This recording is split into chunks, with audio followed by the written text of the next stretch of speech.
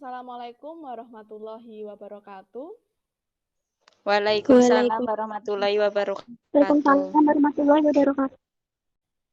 Sebelum kita memulai pembelajaran pada pagi hari ini, saya minta tolong kepada ketua kelas, silahkan dipimpin berdoa. Berdoa mulai. Berdoa selesai. Ya, terima kasih Belin. Bagaimana kabarnya hari ini? Masih Alhamdulillah sehat? Masih sehat, Bu.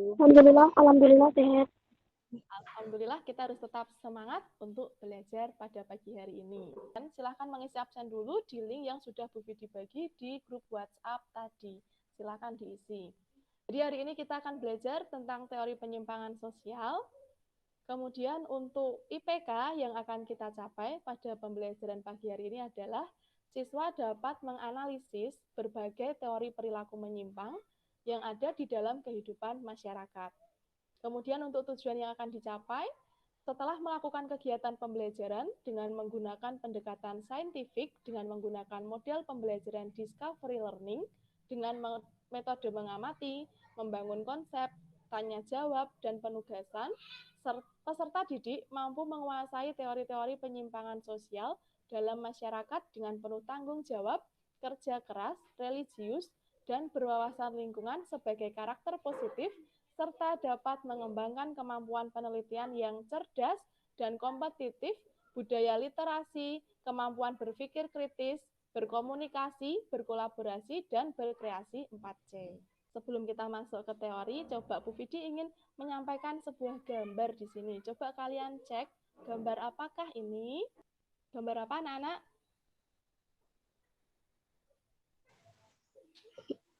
Siswa yang merayakan kelulusannya.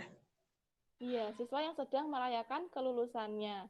Ini termasuk bagian dari penyimpangan sosial ya. Merayakan kelulusan bukan menyimpang, tetapi cara yang digunakan ini termasuk menyimpang karena melakukan konvoi, coret-coret baju, ini termasuk menyimpang. Dan jika dianalisis lebih dalam, kenapa setiap individu yang ada di gambar ini semuanya menyimpang? Karena mereka terpengaruh oleh individu lain yang sama-sama berada dalam lingkungan yang sama. Kemudian sebelum kita lanjut lagi, silahkan kalian klik link dari sebuah short movie di bawah ini. Sudah ya, tadi kalian sudah melihat bagaimana short movie yang berjudul tentang jagoan-jagoan cilik. Ya, tentang seorang anak kecil yang masih dalam usia yang sangat muda, tapi perilakunya sudah seperti orang dewasa. Ada yang suka malak temannya, ada yang suka pacaran, ada yang suka ngegame di warnet sampai nggak pulang-pulang. Ya. Itu semua bagian dari penyimpangan sosial. Kenapa ketiga anak itu bisa melakukan penyimpangan seperti itu?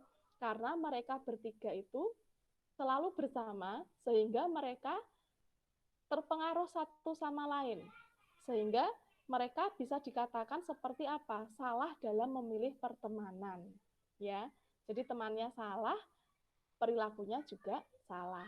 Oke, kita lanjut pada materi utama. Teori dalam penyimpangan sosial ini ada 5 teori. Teori yang pertama adalah teori pergaulan berbeda atau differential association, di mana teori ini dikemukakan oleh seorang tokoh yang bernama Edwin H. Sutherland, di mana menurut beliau penyimpangan ini bersumber dari pergaulan dengan sekelompok orang yang telah menyimpang.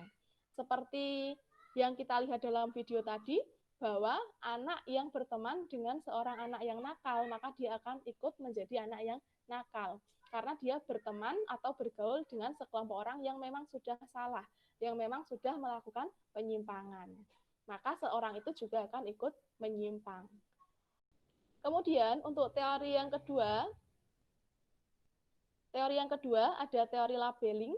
Teori ini dikemukakan oleh Edwin M. Lemert, di mana individu menjadi menyimpang karena adanya proses labeling yang diberikan masyarakat kepadanya. Labeling itu artinya pelabelan. Pelabelan dalam arti pemberian cap. Jadi seseorang diberikan cap.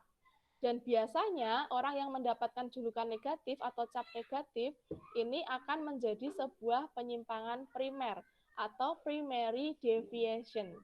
Contohnya, kalau kita punya adik, kemudian adik kita melakukan kesalahan, kemudian kita katakan adik itu anak nakal, dan itu dilakukan berulang-ulang sehingga adik kita merasa bahwa dirinya itu memang benar-benar anak nakal.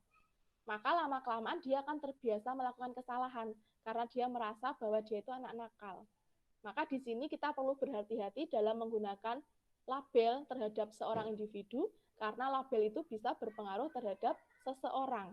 Kemudian teori yang ketiga ada teori fungsi. Teori ini dikemukakan oleh Emil Durkheim, di mana menurut teori ini keseragaman dalam kesadaran moral semua anggota masyarakat tidak dimungkinkan karena setiap individu itu berbeda satu sama lain. Kemudian yang keempat ada teori konflik. Jadi teori konflik ini dikemukakan oleh Karl Marx, di mana para penganut teori ini berpandangan bahwa kejahatan terkait erat dengan perkembangan kapitalisme, sehingga perilaku menyimpang diciptakan oleh kelompok-kelompok yang berkuasa di dalam masyarakat untuk melindungi kepentingan mereka sendiri. Kemudian teori yang terakhir, ini adalah teori tipologi adaptasi, di mana teori ini dikemukakan oleh Robert Camerton.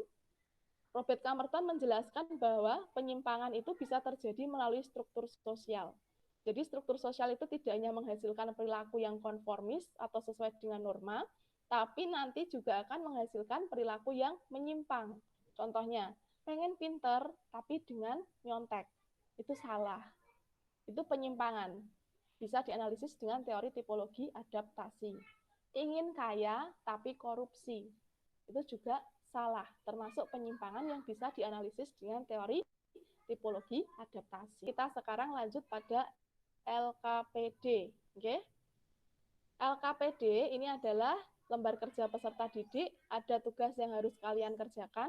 Nanti siswa akan dibagi dalam 5 kelompok, kelompoknya sudah Bu Vidi bagi tadi di grup WA, di mana setiap kelompok nanti akan saya berikan contoh gambar kasus penyimpangan sosial, kemudian siswa akan mengidentifikasi bentuk penyimpangan sosial yang terjadi dan menganalisis serta mengkaitkannya dengan salah satu teori penyimpangan yang ada dari 5 teori tadi.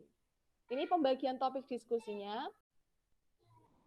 Oke, anak-anakku, sekarang silahkan anak-anak untuk kembali ke grup WA masing-masing, ke kelompok masing-masing. Silahkan untuk melakukan diskusi. Nanti akan kembali lagi 20 menit kemudian kembali lagi ke web meeting, ke Google Meet ini. Ya, oke, selamat datang. Kita sekarang sudah ada di Google Meet kembali. Sekarang kita lanjutkan dengan presentasi. Silahkan siapa yang ingin mewakili kelompok 1? Iya, Bu. Oke, silahkan. Gambar 1.1 merupakan gambar penyimpangan sosial di mana seorang dapat terjerumus dalam narkoba. Hal ini dapat dianalisis dengan teori pergaulan yang berbeda-beda atau differential association. Karena seorang terjerumus dalam penyimpangan sosial karena terpengaruh atau bergaul dengan teman-teman yang salah atau menyimpang, sehingga mereka ikut menyimpang. Ya, oke. Terima kasih dari kelompok 1 telah menyampaikan hasil diskusinya. Ya, oke. Tadi presentasi dari kelompok 1 sampai dengan kelompok 5 sudah kita lakukan. Oke.